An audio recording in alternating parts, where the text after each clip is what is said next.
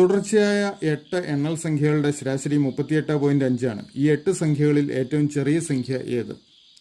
തുടർച്ചയായ എണ്ണൽ സംഖ്യകൾ ഒരു സമാന്തര ശ്രേണിയാണ്. സമാന്തര ശ്രേണിയുടെ ഒരു പ്രത്യേകത, സമാന്തര ശ്രേണിയിലെ തുടർച്ചയായ പദങ്ങളുടെ ശരാശരി ആ പദങ്ങളുടെ കൃത്യം മധ്യത്തിലായിരിക്കും വരിക. അപ്പോൾ ഈ 8 എണ്ണൽ സംഖ്യകളുടെ ശരാശരിയായ 38.5 ഈ 8 സംഖ്യകളുടെ കൃത്യം മധ്യത്തിലായിരിക്കും വരിക. അല്ലെങ്കിൽ 38.5ന് ഇരുപുറവും 4 സംഖ്യകൾ വീതമായിട്ടായിരിക്കും ഈ 8 സംഖ്യകൾ വരിക. നമുക്ക് ഇക്കൂട്ടത്തിലെ ഏറ്റവും ചെറിയ സംഖ്യ മതി. അതുകൊണ്ട് 38.5ന് പുറകിലുള്ള 4 എണ്ണൽ സംഖ്യകൾ എഴുതിയാൽ നമുക്ക് ഇക്കൂട്ടത്തിലെ ഏറ്റവും ചെറിയ സംഖ്യ കിട്ടും.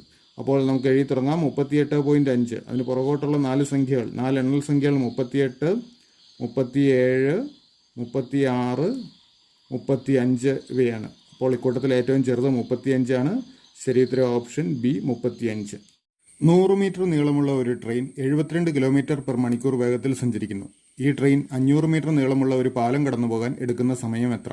ഇവിടെ ട്രെയിനിന്റെ വേഗത 72 കിലോമീറ്റർ പെർ മണിക്കൂറാണ്. ഇതിനെ നമുക്ക് മീറ്റർ പെർ സെക്കൻഡിലാക്കണം. അതിനായിട്ട് 72നെ 18 5 കൊണ്ട് ഗുണിച്ചാൽ മതി. അപ്പോൾ 72 ഗുണം 18 5 കാണാം. ഇവിടെ 72ഉം 18ഉം 9ന്റെ ഗുണിതങ്ങളാണ്. അതുകൊണ്ട് 2നെ 9 കൊണ്ട് ഡിവൈഡ് ചെയ്യാം. 18നെ 9 കൊണ്ട് ഡിവൈഡ് ചെയ്യുമ്പോൾ 2, 72നെ 9 കൊണ്ട് ഡിവൈഡ് ചെയ്യുമ്പോൾ 8, 8നെ 2 കൊണ്ട് ഡിവൈഡ് ചെയ്ത് കഴിഞ്ഞാൽ 4 എന്ന് കിട്ടും. 4 ഗുണം 5 സമം 20. അപ്പോൾ 20 മീറ്റർ പെർ സെക്കൻഡാണ് ട്രെയിനിന്റെ വേഗത. അതായത് ഒരു സെക്കൻഡിൽ ട്രെയിൻ 20 മീറ്റർ സഞ്ചരിക്കും. ഇനി ട്രെയിൻ പാലം കടക്കാനായിട്ട് ട്രെയിനിന്റെ നീളവും പാലത്തിന്റെ നീളവും കൂട്ടി കിട്ടുന്ന അത്രയും ദൂരം സഞ്ചരിക്കണം. ഇവിടെ ട്രെയിനിന്റെ നീളം 100 മീറ്ററും പാലത്തിന്റെ നീളം 500 മീറ്ററുമാണ്. അപ്പോൾ 500 100 കൂടെ കൂട്ടുമ്പോൾ 600 മീറ്റർ സഞ്ചരിക്കണം. ഒരു സെക്കൻഡിൽ 20 മീറ്റർ വെച്ച് 600 മീറ്റർ സഞ്ചരിക്കാനായിട്ട് 600/20 അത്രയും സെക്കൻഡ് സമയം വേണ്ടി വരും. നമുക്ക് പൂജ്യങ്ങൾ ക്യാൻസൽ ചെയ്യുക. 60/2 സമം 30. അപ്പോൾ 30 സെക്കൻഡ് സമയം വേണ്ടി വരും. ശരിയുത്തരം ഓപ്ഷൻ ഡി 30 സെക്കൻഡ്. 180നെ ഏത് സംഖ്യ കൊണ്ട് ഗുണിച്ചാൽ ഒരു പൂർണ്ണവർഗമാകും? ഇതിന് ഉത്തരം കണ്ടുപിടിക്കുന്നതിനായിട്ട് നമുക്ക് ആദ്യം 180നെ ഒന്ന് ഘടകങ്ങളാക്കി തിരിക്കാം. അപ്പോൾ 180നെ 2 കൊണ്ട് ഹരിക്കാം. അപ്പോൾ 90 കിട്ടും. 90നെ വീണ്ടും 2 കൊണ്ട് ഹരിച്ചു കഴിഞ്ഞാൽ 45 വരും. ഇനി നമുക്ക് 3 കൊണ്ട് ഹരിക്കാം. 45നെ 3 കൊണ്ട് ഹരിച്ചാൽ 15, 15നെ വീണ്ടും 3 കൊണ്ട് ഹരിക്കുക. അപ്പോൾ 5 എന്ന് വരും. ഇനി ഹരിക്കാനില്ല. അപ്പോൾ 180 സമം 2 ഗുണം 2 ഗുണം 3 ഗുണം 3 ഗുണം 5 എന്ന് വരും. ഒരു പൂർണ്ണവർഗമാകണമെങ്കിൽ ഇതിൻ്റെ ഘടകങ്ങളെ ജോഡികളായി തിരിക്കാൻ പറ്റണം. ഇവിടെ 2നെ ഒരു ജോഡിയാക്കാം, 3നെ ഒരു ജോഡിയാക്കാം. 5 പക്ഷെ ജോഡിയാക്കണമെങ്കിൽ ഒരു 5ഉം കൂടെ വേണം. അപ്പോൾ 180നെ 5 കൊണ്ട് ഗുണിച്ചാൽ ഇതൊരു പൂർണ്ണവർഗമാകും. ശരിയുത്തരം ഓപ്ഷൻ സി. 2ഉം 3-1 എത്ര 3-1 ഉണ്ട്? അപ്പോൾ ഇതിന് ഉത്തരം കണ്ടുപിടിക്കുന്നതിനായിട്ട് നമുക്ക് 2ഉം 3-1 ഒന്ന് രൂപമാറ്റം വരുത്തി എഴുതാം. ഇതിപ്പോൾ മിശ്രഭിന്നമായിട്ടാണ് വന്നിരിക്കുന്നത്. നമുക്കിതിനെ രൂപമാറ്റം വരുത്തുന്നതിനായിട്ട് ഈ 2 കൊണ്ട് ഛേദമായ 3നെ ഗുണിക്കണം. 2 3 6. അതിനോടുകൂടി അംശം കൂട്ടുക. 6 1 7.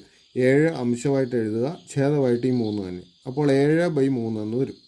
ഇതിനെ നമുക്ക് 7 ഗുണം 3-1 എഴുതാം.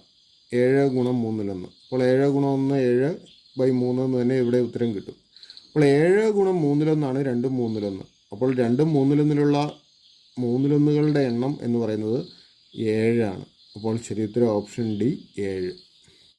3 4 5 എന്നീ സംഖ്യകൾ കൊണ്ട് ഹരിക്കുമ്പോൾ ഒന്ന് ശിഷ്ടം വരുന്ന ഏറ്റവും ചെറിയ സംഖ്യ ഏത്? അപ്പോൾ 3 കൊണ്ടും 4 കൊണ്ടും 5 കൊണ്ടും ഹരിക്കുമ്പോൾ ശിഷ്ടം 1 കിട്ടുന്ന ഏറ്റവും ചെറിയ സംഖ്യയാണ് നമുക്ക് കണ്ടുപിടിക്കേണ്ടത്. അത് കണ്ടുപിടിക്കുന്നതിനായിട്ട് 3 4 5 ഇവയുടെ ലസാഗു അഥവാ എൽസിയം കണ്ടിട്ട് അതിനോട് 1 കൂട്ടിയാൽ മതി. അപ്പോൾ 3 4 5 ഈ സംഖ്യകൾ നോക്കുക. ഇവയ്ക്ക് പൊതുഘടകമായിട്ട് 1 മാത്രമേ ഉള്ളൂ. 1നേക്കാൾ വലിയ പൊതുഘടകങ്ങളൊന്നുമില്ല. അതുകൊണ്ട് ഇവയുടെ ലസാഗു അഥവാ എൽസിയം കാണുന്നതിനായിട്ട് ഈ 3 സംഖ്യകൾ തമ്മിൽ ഗുണിച്ചാൽ മതി. അതായത് 3 ഗുണം 4 ഗുണം 5 ആയിരിക്കും. 4 5 20. 20 ഗുണം 3 60 വരും. എൽസിയം 60 ആയതുകൊണ്ട് എൽസിയമിനോട് 1 കൂട്ടുമ്പോൾ 61 കിട്ടും. അപ്പോൾ ഉത്തരം 61. ശരിയുത്തരം ഓപ്ഷൻ സി 61. 50 നോട്ട് ബുക്കിന്റെ വാങ്ങിയ വില 40 നോട്ട് ബുക്കിന്റെ വിറ്റ വിലയ്ക്ക് തുല്യമാണ്. ലാഭശതമാനം എത്ര? ഇവിടെ 100 രൂപയ്ക്കാണ് നോട്ട് ബുക്കുകൾ വാങ്ങിയതെന്ന് കരുതുക. അതായത് 50 നോട്ട് ബുക്കുകൾ വാങ്ങാനായിട്ട് 100 രൂപ മുടക്കി. 40 നോട്ട് ബുക്കുകൾ വിറ്റപ്പോൾ തന്നെ ഈ 100 രൂപ തിരിച്ചു കിട്ടി. ഇനി ബാക്കി 10 നോട്ട് ബുക്കുകളുണ്ട്. അത് വിൽക്കുമ്പോൾ കിട്ടുന്ന തുക ലാഭമാണ്. ഇനി 10 നോട്ട് ബുക്കുകൾ വിൽക്കുമ്പോൾ എത്ര രൂപ കിട്ടും എന്ന് നമുക്ക് കണ്ടുപിടിക്കണം. 40ന്റെ 4-1 ഭാഗമാണ് 10. അപ്പോൾ 10 നോട്ട് ബുക്കുകൾ വിൽക്കുമ്പോൾ 100ന്റെ 4-1 ഭാഗം കിട്ടും. 100ന്റെ 4-1 ഭാഗം എന്ന് പറഞ്ഞാൽ 25 രൂപ. ഈ 25 രൂപയാണ് ലാഭം. അപ്പോൾ 100 രൂപ മുടക്കുമ്പോൾ 25 രൂപ ലാഭം കിട്ടും. 100ന്റെ എത്ര ശതമാനമാണ് ലാഭമായ 25 എന്ന് കണ്ടുപിടിച്ചാൽ മതി. 100ന്റെ 25% 25. അപ്പോൾ ശരിയുത്തരം ഓപ്ഷൻ ബി 25%. 10/10 ഏത് സംഖ്യ കൂട്ടിയാൽ 10/11 കിട്ടും? 10/10 ഏത് സംഖ്യ കൂട്ടിയാൽ 10/11 കിട്ടുമെന്നാണ് കണ്ടുപിടിക്കേണ്ടത്. അതറിയുന്നതിനായിട്ട് 10/11 നിന്നും 10/10 കുറച്ചാൽ മതി. അപ്പോൾ നമുക്ക് 10/11 നിന്നും 10/10 കുറയ്ക്കാം. ഇനി 10/11 അർത്ഥം എന്താണ്? 10 11 തവണ ആവർത്തിച്ച് ഗുണിച്ചിരിക്കുന്നു. അത് നമുക്ക് ഇങ്ങനെ എഴുതാം: 10/10 ഗുണം 10 എന്ന് എഴുതാം. ഇവിടെ 10/10 അർത്ഥം 10 10 തവണ ആവർത്തിച്ച് ഗുണിച്ചിരിക്കുന്നു. അതിനെ ഒരു തവണയും കൂടെ ഗുണിക്കുമ്പോൾ 11 തവണയാവും. മൈനസ് 10/10. ഇവിടെ 10/10 കോമൺ ആണല്ലോ. അത് നമുക്ക് 10/10 ഇൻറ്റു 10 മൈനസ് 1 എന്ന് എഴുതാം. അതായത് 10/10 ഇൻറ്റു 9 എന്ന് വരും, അല്ലെങ്കിൽ 9 ഗുണം 10/10. അപ്പോൾ നമുക്ക് വേണ്ട ഉത്തരം 9 ഗുണം 10/10. ശരി ഉത്തരം ഓപ്ഷൻ ബി. 5234 ഗുണം 8572 5 കൊണ്ട് ഹരിച്ചാൽ കിട്ടുന്ന ശിഷ്ടം എത്ര? അപ്പോൾ ഈ സംഖ്യകളുടെ ഗുണനഫലത്തിനെ 5 കൊണ്ട് ഹരിച്ചാൽ കിട്ടുന്ന ശിഷ്ടമാണ് നമുക്ക് കണ്ടുപിടിക്കേണ്ടത്. ഒരു സംഖ്യയെ 5 കൊണ്ട് ഹരിച്ചാൽ കിട്ടുന്ന ശിഷ്ടം കണ്ടുപിടിക്കുന്നതിനായിട്ട് ആ സംഖ്യയെ പൂർണ്ണമായും 5 കൊണ്ട് ഹരിക്കേണ്ട ആവശ്യമില്ല. ആ സംഖ്യയുടെ ഒറ്റയുടെ സ്ഥാനത്തെ അക്കത്തിനെ മാത്രം 5 കൊണ്ട് ഹരിച്ചാൽ മതി. ഒറ്റയുടെ സ്ഥാനത്തെ അക്കത്തിനെ 5 കൊണ്ട് ഹരിച്ചാൽ കിട്ടുന്ന ശിഷ്ടം തന്നെയായിരിക്കും ആ സംഖ്യയെ മുഴുവനായി 5 കൊണ്ട് ഹരിച്ചാൽ കിട്ടുന്ന ശിഷ്ടവും. അപ്പോൾ നമുക്ക് ഈ സംഖ്യകളുടെ ഗുണനഫലത്തിൻ്റെ ഒറ്റയുടെ സ്ഥാനത്തെ അക്കം മാത്രം കണ്ടുപിടിച്ചാൽ മതി. അതിനായിട്ട് ഈ സംഖ്യകളുടെ ഒറ്റയുടെ സ്ഥാനത്തെ അക്കങ്ങൾ തമ്മിൽ ഗുണിക്കുക. 4 ഗുണം 2, 4 2 8 അപ്പോൾ ഗുണനഫലത്തിൻ്റെ ഒറ്റയുടെ സ്ഥാനത്തെ അക്കം. ഇതിനെ നമുക്ക് 5 കൊണ്ട് ഹരിക്കാം. 8നെ 5 കൊണ്ട് ഹരിച്ചാൽ ഒരു തവണ, 5 5, ശിഷ്ടമായിട്ട് നമുക്ക് കിട്ടുന്നത് 3 ആണ്. അപ്പോൾ ഈ സംഖ്യകളുടെ ഗുണനഫലത്തിനെ 5 കൊണ്ട് ഹരിച്ചാൽ കിട്ടുന്ന ശിഷ്ടവും 3 തന്നെയാണ്. അപ്പോൾ ശരി ഉത്തരം ഓപ്ഷൻ സി 3. ഒരു ക്ലോക്കിൽ സമയം 5:30 ആകുമ്പോൾ മണിക്കൂർ സൂചിയും മിനിറ്റ് സൂചിയും നിർണ്ണയിക്കുന്ന കോണളവ് എത്ര ഡിഗ്രിയാണ്? ഇവിടെ ക്ലോക്കിലെ സമയം 5:30 ആണ്. ഈ സമയത്തെ ക്ലോക്കിലെ സൂചികൾക്കിടയിലെ കോണളവ് കണ്ടുപിടിക്കുന്നതിനുള്ള എളുപ്പമാർഗം ഇതിലെ മണിക്കൂറിനെ 60 കൊണ്ടും മിനിറ്റിനെ 11 കൊണ്ടും ഗുണിക്കുക. അപ്പോൾ 5 ഗുണം 60, 5 6 30, 5 ഗുണം 60 300 ആവും. 11 3 33 ആയതുകൊണ്ട് 11 ഗുണം 30 330 എന്ന് എഴുതാം. ഇനി ഈ ഗുണനഫലങ്ങൾ തമ്മിലുള്ള വ്യത്യാസത്തിൻ്റെ പകുതിയായിരിക്കും കോണളവ്. അപ്പോൾ വ്യത്യാസം കാണാനായിട്ട് 330 നിന്നും 300 കുറയ്ക്കാം.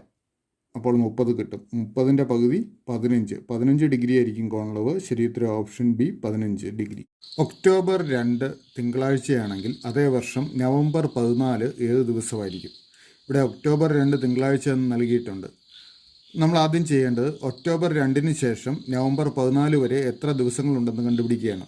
ഓർക്കുക, ഒക്ടോബറിൽ 31 ദിവസങ്ങളാണുള്ളത്. അതിൽ ആദ്യത്തെ 2 ദിവസങ്ങൾ ഒഴിവാക്കി കഴിഞ്ഞാൽ ബാക്കി ഒക്ടോബറിലുള്ളത് 29 ദിവസങ്ങളാണ്.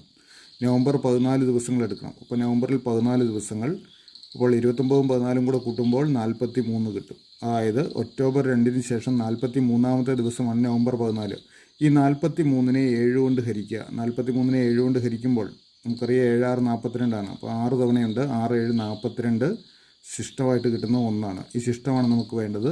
ശിഷ്ടം 1 വന്നതുകൊണ്ട് തിങ്കളാഴ്ചയോടുകൂടി ഒരു ദിവസം കൂടി കൂട്ടിച്ചേർക്കുക.